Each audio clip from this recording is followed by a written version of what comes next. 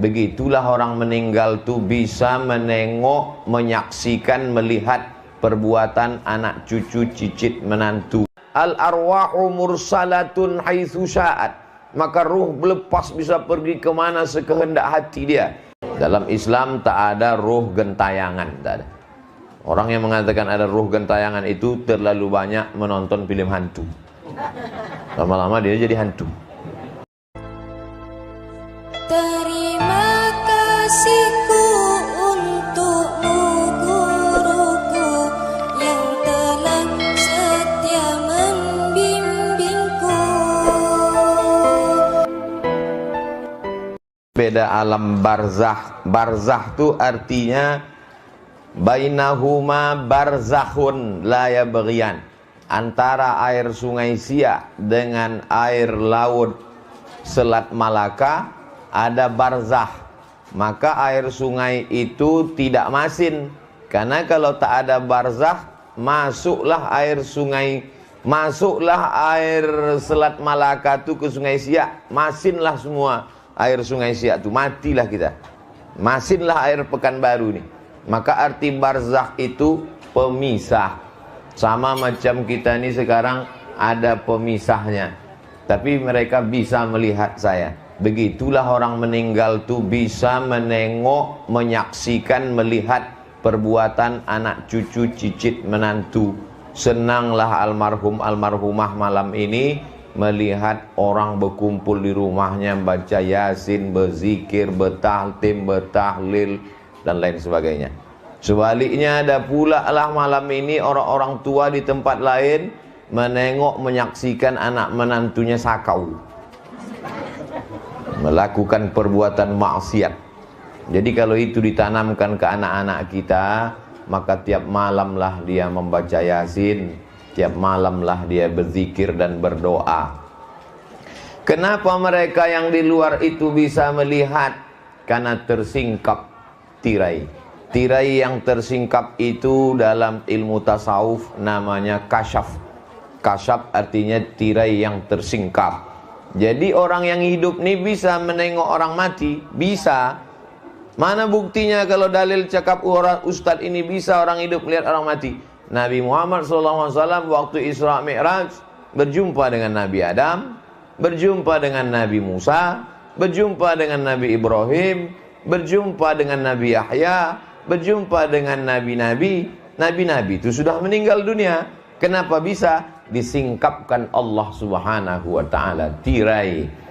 Tapi jangan gara-gara kaji malam ini balik dari sini semua mengaku berjumpa almarhum. Di mana sebetulnya letak ruh itu Pak Ustadz? Buku yang paling lengkap tentang ruh ini ditulis oleh Imam Ibnu Qayyim Al-Jauziyah. Judulnya Ar-Ruh. Diterjemahkan ke dalam bahasa Indonesia 3 huruf, roh, R-O-H. Dulu pernah kita bedah buku di Masjid Agung An-Nur. Pendapat pertama mengatakan ruh orang baik letaknya di Illiyin, ruh orang jahat letaknya di Sijjin. Pendapat kedua mengatakan ruh itu letaknya di alam barzakh, di kubur itu. Pendapat yang ketiga mengatakan ruh itu letaknya al-arwahu mursalatun haitsu sya'at. Maka ruh lepas bisa pergi kemana sekehendak hati dia. Pendapat yang keempat mengatakan ruh itu berada di suatu, banyak betul pendapat. Kontradiktifkah pendapat-pendapat ini? Tidak. Kenapa begitu? Karena ruh itu bukan jasad fisik macam kita yang terikat oleh ruang, tempat dan waktu.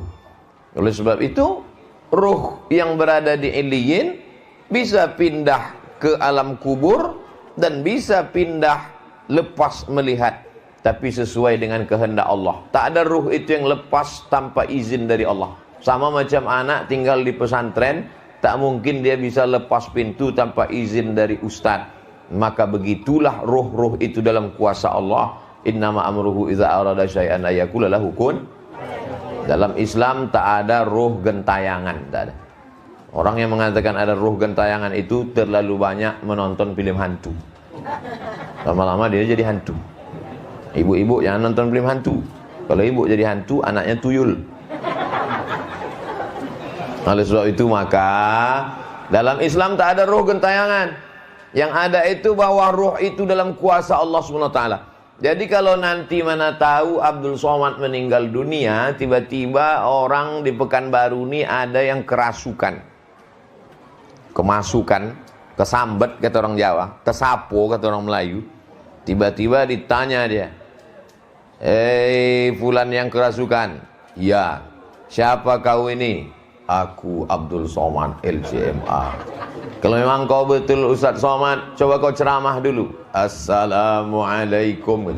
Itu bukan ruh Abdul Somad, karena ruh tak bisa dipanggil dan ruh tak bisa masuk ke badan. Lalu yang masuk itu siapa?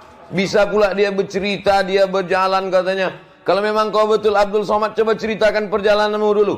Aku pertama kali ceramah bulan Oktober 2010 di Islamic Center Pasir Pengarayan, dibawa oleh Dr. Andus Haji Ahmad MSI. Hah?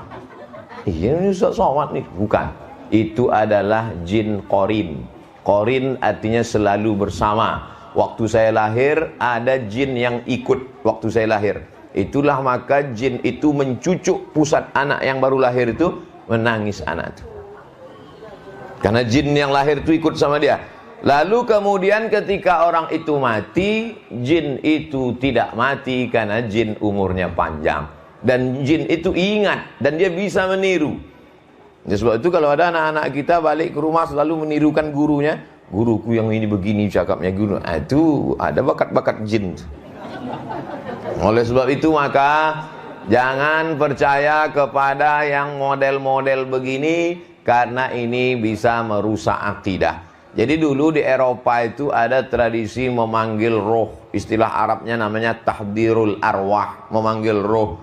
Rupanya Syekh Muhammad Abduh dari Kairo, waktu itu dia sedang berkonflik masalah politik dengan Raja Mesir. Larilah dia ke Paris, Perancis. Dihadirkan di majelis itu, majelis memanggil roh itu. Kalau tempat kita macam jelangkung.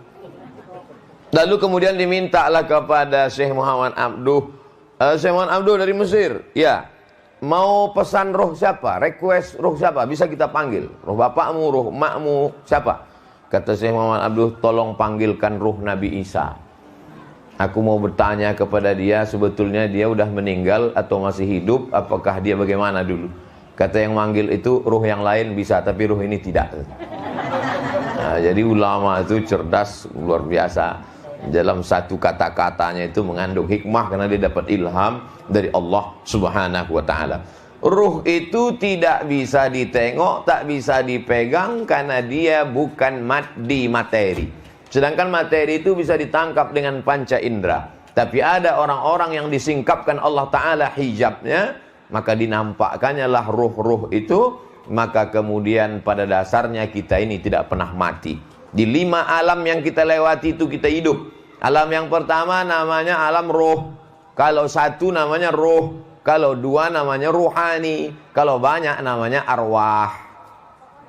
Waktu itu belum ada kulit, belum ada kuku, belum ada bulu, belum ada darah, belum ada daging, belum ada tulang, belum ada sumsum. Yang itu waktu hanya roh saja. Waktu itulah Allah bertanya kepada roh itu semuanya. Kata Allah Ta'ala, alastu bi rabbikum, bukankah aku ini Tuhan kamu? Waktu itu semua roh menjawab, bala syahidna, kami bersaksi engkaulah Tuhan kami ya Allah. Waktu itu kita sudah hidup. Lalu kemudian dari alam roh itu pindah kita ke alam rahim. Di alam rahim itu kita tinggal 9 bulan 10 hari yang normal. Tapi dalam beberapa fikih dikatakan bisa janin itu bertahan sebelum ada operasi sesar, bisa bertahan sampai 2 tahun baru keluar. Sekarang tak ada itu. Karena sekarang asal udah lewat, bolah kata dokter. Lalu kemudian di alam rahim itu pun kita hidup juga. Lalu kemudian pindahlah ke alam yang ketiga, ini alam dunia. Kalau ikut Nabi 63 tahun.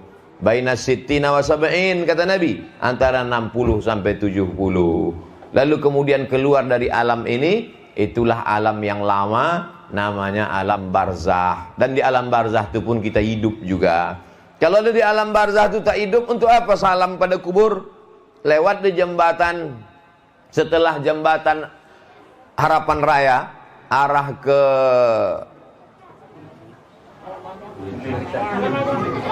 Arah ke apa tuh? Nah, saya mau mancing aja. Yang ternyata yang diingat ibunya Mayang. Apa kata kita waktu lewat jembatan di situ? Assalamualaikum ya ahlad diyar minal mu'minin wa inna insyaallahu bikum lahiqun yarhamullahul mustaqdimina wal mustakhirin nas'alullah lana wa lakumul afiyah. Itu menunjukkan bahwa ruh itu tak mati, hidup dia. Itulah maka kita ucapkan salam. Takkan mungkin kita mengucapkan salam pada batu nisan, tak mungkin mengucapkan salam pada pokok kayu. Itu menunjukkan ruh itu hidup dan dia menjawab salam. Itulah maka kita tegak di depan makam Nabi Muhammad SAW. Assalamualaikum ya Rasulullah, Assalamualaikum ya Habiballah, Assalamualaikum ya khaira khalqillah, Assalamualaikum ya safwatallah. Dan dari Pekanbaru ini kita ucapkan salam kepada dia di Madinah. Assalamualaikum ayuhan nabiyyu wa rahmatullahi wa barakatuh. Ziarah kita ke makam Baqi' dan Ma'la, itu juga kita ucapkan Assalamualaikum ya ahla diyar minal mu'minin wa inna insyaallah bikum lahiqun yarhamullahul mustaqdimin wal mustakhirin nas'alullah lana wa lakumul afiyah. Lalu sesudah itu pindahlah kita ke alam yang terakhir, itulah dia alam akhirat. Dan di alam akhirat itu pun kita hidup, maka sesungguhnya kita tidak pernah mati, dengan makna bahwa mati tak ada wujudnya, tak ada hidupnya. Hanya saja kita keluar dari cangkang, macam bekicot, macam keong, macam seafood. Keluar isinya itu lapuklah dia. Kita gali tanah, berapa kali ketemu orang-orang yang tinggal di tepi pantai, kulit kerang, keong, siput, yang sudah keluar maka lapuklah dia menjadi tanah. Kena penyakit osteoporosis. Rajinlah berjalan kaki 10.000 langkah sehari, minum susu. Kalau tidak nanti tulang Anda akan rapuh macam kulit kerang masuk ke tanah. Kenapa tulang kita ini, daging ini tak busuk? Karena masih ada roh bersemayam di dalam jasad. Ketika jasad keluar dari roh, roh keluar dari jasad, maka jasad ini busuk, mati. Tapi ada yang tetap hidup, itulah dia roh. Tapi sekarang yang banyak diperhatikan orang, roh apa jasad? Jasad. Menonton TV kita dari jam 6 pagi sampai jam 6 sore, semua iklan di TV itu tentang roh apa jasad? Jasad. Dari mulai iklan tumit kaki pecah-pecah, sampai ketiak hitam, sampai ketombe, semua. Dan sekarang orang sibuk mengurus zakat. Zakat pula jasad. Sibuklah mengurus jasad, operasi plastik, semua ditajamkan dari mulai dagu sampai hidung, tapi tajamnya cuma 2 bulan, habis itu mengelupaslah hidung tadi, memanjang pas macam mak lampir nenek sihir.